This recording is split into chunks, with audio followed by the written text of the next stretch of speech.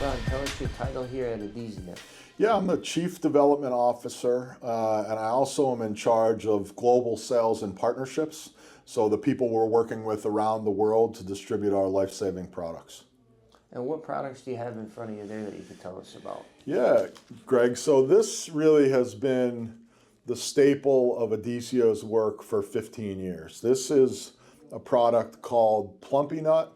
It's also known in sort of the humanitarian aid vernacular as RUTF, ready to use therapeutic food. And the therapeutic piece is important because this is a highly fortified peanut paste that really is like a medicine. And so you take 3 of these packets a day and you give them to a child, a young child. These are generally used for children under 5 years old on the brink of starvation, literally within days or weeks of starving to death.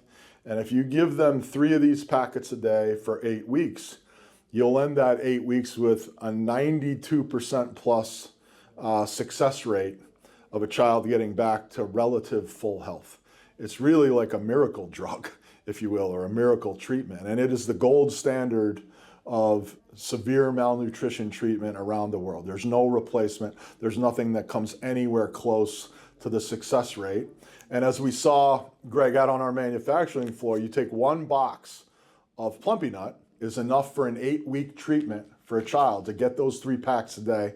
And it costs only $50 to get that box from here in Rhode Island to children pretty much anywhere around the world. Most of our product ends up in sub-Saharan Africa. And so for $50, you can literally save a child's life. My friends say that I'm known for a little hyperbole, but that is not an exaggeration. I've seen it. I've been in malnutrition wards in Freetown, Sierra Leone. I've been in clinics in rural parts of Africa where you see these children, and once you see it, it never leaves you. You know, as a parent, when you see a child who is 2 years old and has a weight not much more than a 3-month-old, it's pretty hard to see. It leaves in you a pretty deep commitment to this work and just a sense of our responsibility as human beings to try to help these kids. And so that's the core product.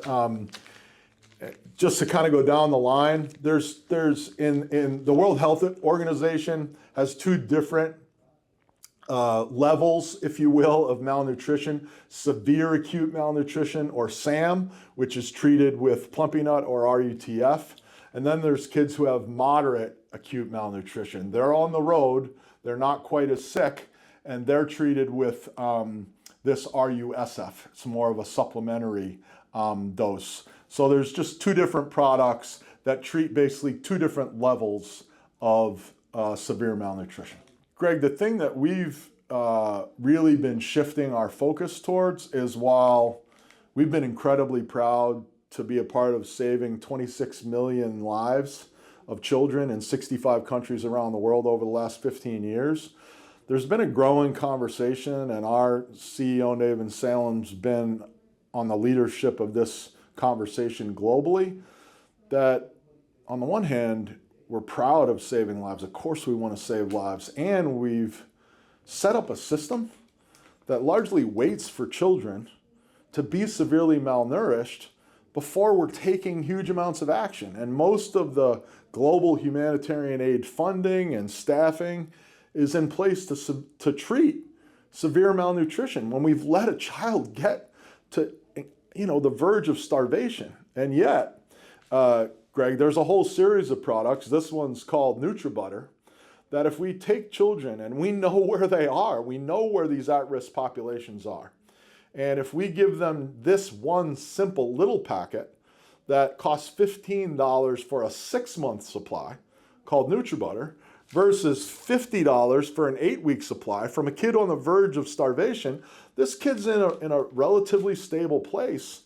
And for a kid 6 months to about 3 years, I can dramatically increase the likelihood that they'll never need this, right? And then as they get a little older, we just increase the dosage to a plumpy dose. So now you're in the 3 to 5, 6, 7-year-old range. And as I was explaining, Actually, we like to back up from that young child because the cycle of malnutrition often starts with a pregnant mother, who herself is undernourished and isn't getting the key nutrients that they need to produce a healthy pregnancy, to have a healthy birth. And so often malnutrition starts, that cycle starts with an undernourished mom giving birth to an undernourished or malnourished child right from birth. And then this product here called Plumpy Mum is for pregnant and lactating mothers, so that in the first 3 to 6 months, again, this provides the core essential nutrients that allow them to productively breastfeed their child, which is obviously the most cost efficient and we know the most beneficial from a nutrition standpoint for a young child. So now we've got the solution from pregnancy through 3 to 6 months, from 3 to 6 months to 3 years, and from 3 years onward, that allows a child to fully develop physically and perhaps as importantly, neurologically. A lot of children who reach severe malnutrition will have lifelong neurologic delays, will have lifelong physical deficiencies called stunting. They just won't grow to full height or weight.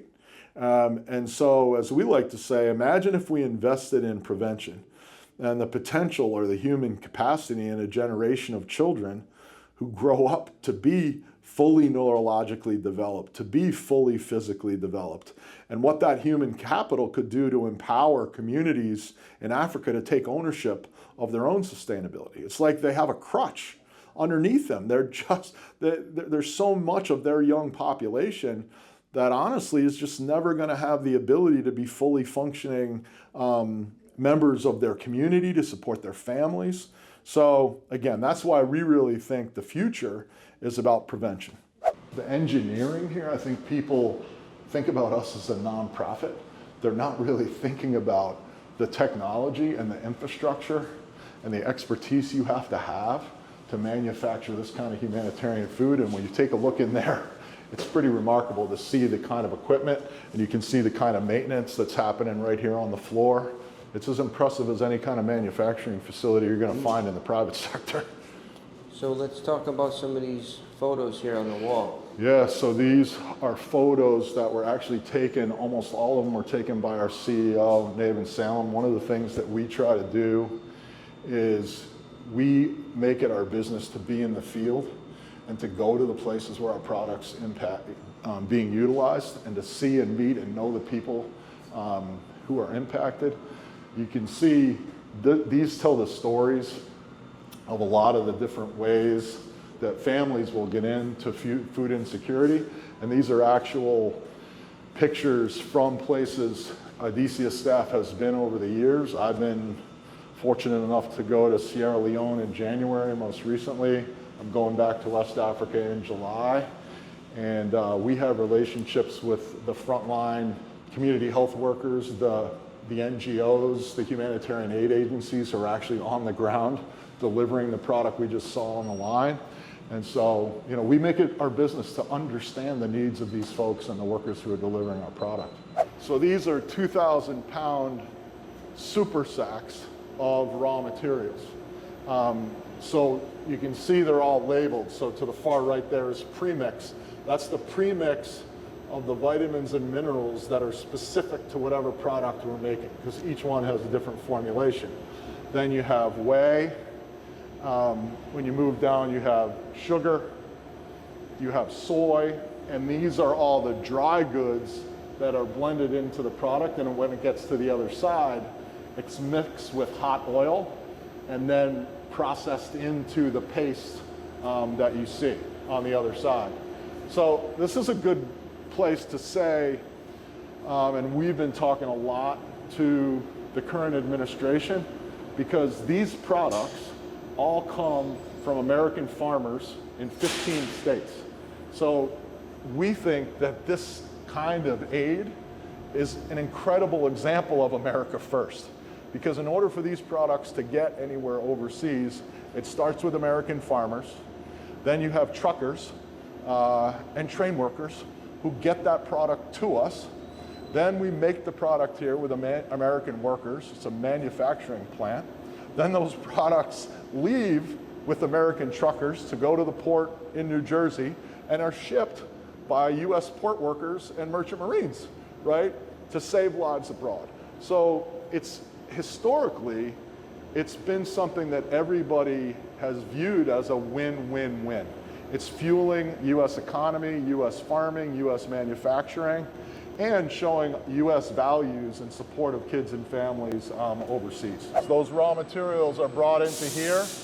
Before they go into that room, they're sanitized.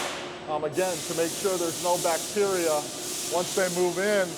And up on the screens, those are all electronic tracking devices that tell them on each one of those, we call them hoppers, each one of those machines we saw next door, it tells them how much is left in each of those hoppers, and it also, by color coding, will tell them when raw materials are being released into a batch. Again, it's either peanuts, sweet whey, soy, vitamin premix, non-fat dry milk is another one of the key dry ingredients, sugar.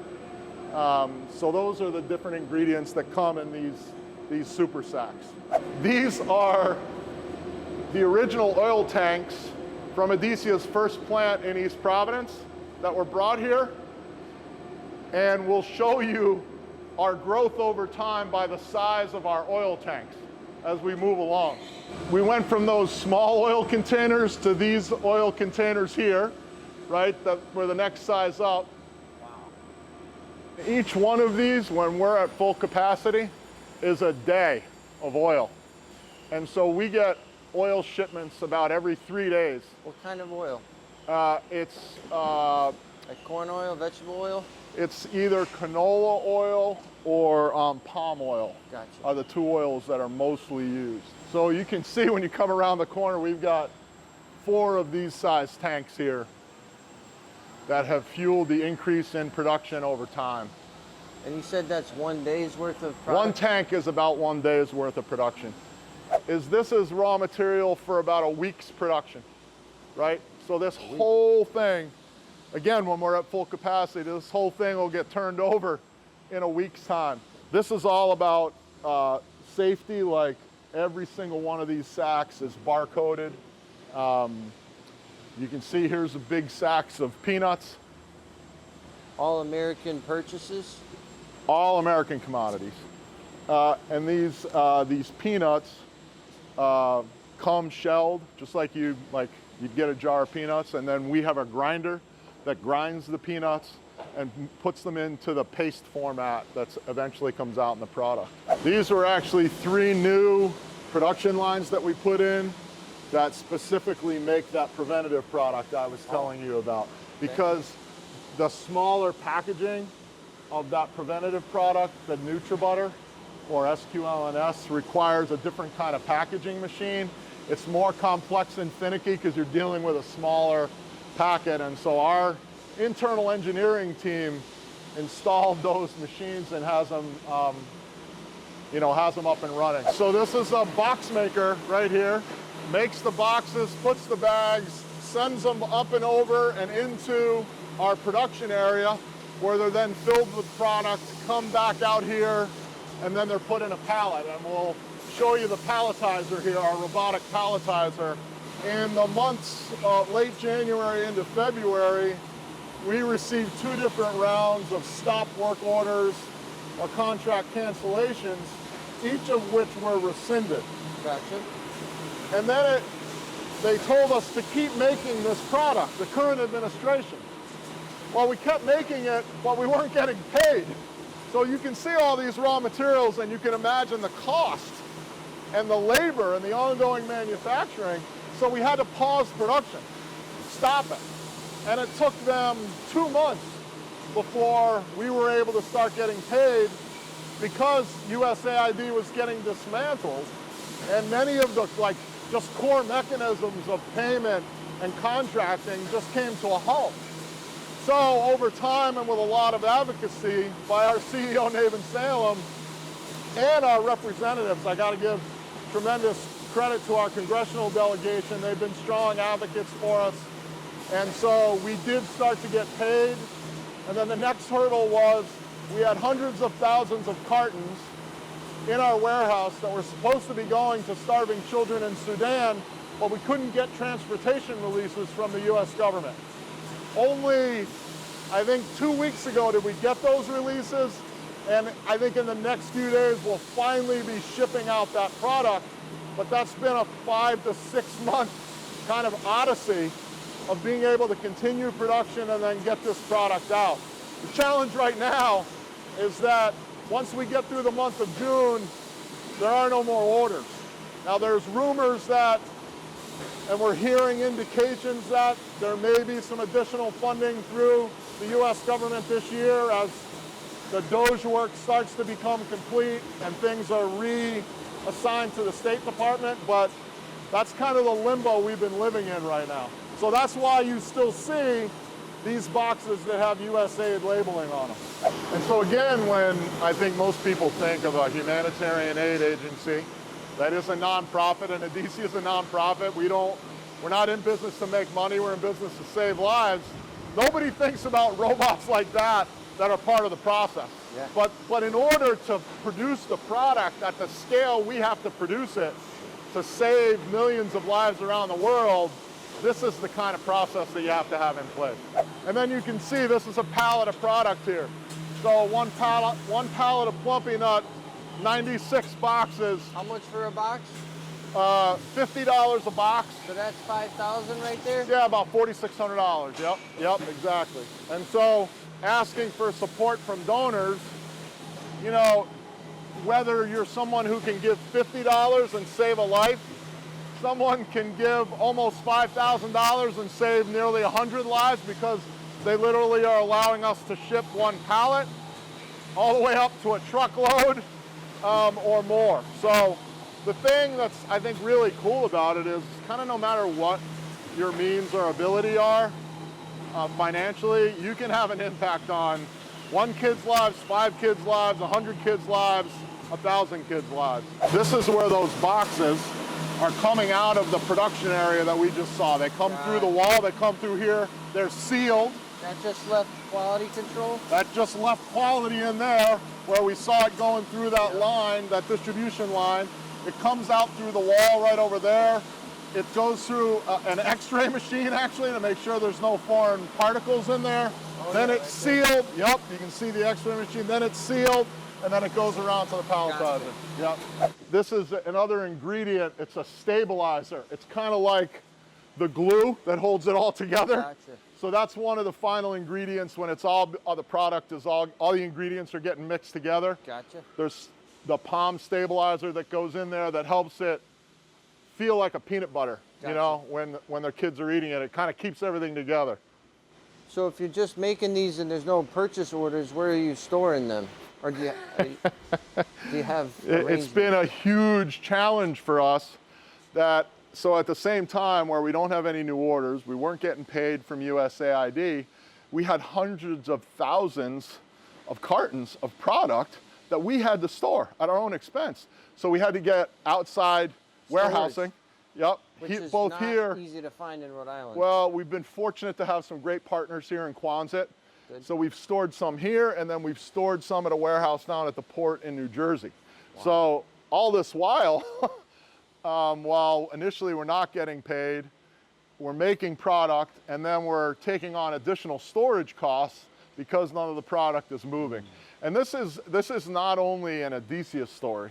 This is a global supply chain story based on some of the cuts in funding, not just from USAID and the US government, but it's also been happening around the world. The thing to do from a foreign policy perspective is not to reduce food aid. All that's going to do is increase the likelihood of displacement and more refugees around the world and more political instability.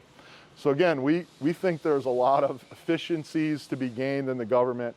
You know, we support efforts to make sure that every single tax dollar is used wisely. We take our responsibility incredibly seriously along those lines, but literally don't throw the baby out with the bathwater, right?